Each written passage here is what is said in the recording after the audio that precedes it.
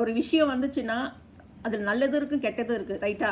So நான் அப்படி தான் சொல்லுவேன். நான் படிக்கும் போதெல்லாம் ஒரே ஒரு சென்ட்ரல் லைப்ரரின்னு ஒன்று இருக்கும். நாங்கள் போய் எதாவது ரெஃபரன்ஸ் எடுக்கணும்னா அங்கேயே போய் தான் உட்காந்து எடுக்கணும்.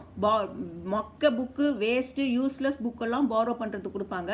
ஆனால் நல்ல புக்கெல்லாம் ரெஃபரன்ஸ் சொல்லிடுவாங்க, வெளியில் எடுத்துகிட்டு போகக்கூடாது. அங்கேயே உள்ளேயே ஜெராக்ஸ் மிஷினும் இருக்காது, ஜெராக்ஸ் ஃபெசிலிட்டியும் கிடையாது. அப்போல்லாம் மொபைலும் கிடையாது, நம்ம ஃபோட்டோவும் எடுத்துக்க முடியாது. ஸோ எப்படி கொஞ்சம் யோசிச்சு பாருங்கள் நாங்கள் எப்படி படிச்சிருப்போன்ட்டு. பட் இப்போ அப்படி கிடையாது. கூகுள் நம்ம ஏதாவது ஒரு ப்ராஜெக்ட்னு ஒரு டாபிக் கொடுத்தோம்னா அடுத்த நாள் அது அசைன்மெண்ட் சப்மிட்டட்.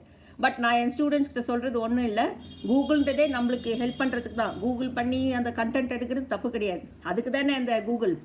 ஆனால் நான் பசங்களுக்கு சொல்கிறது, படித்து பார்த்துட்டு அதில் என்ன கண்டென்ட் இருக்குது, அது தேவையா இல்லையா அப்படின்றத மட்டும் அதை படித்து பார்த்துட்டு நம்ம அசைன்மெண்ட்டாக அதை சப்மிட் பண்ணால் கொஞ்சம் சந்தோஷமாக இருக்கும். அதெல்லாம் பண்ண வேண்டாம், copy paste print out submit.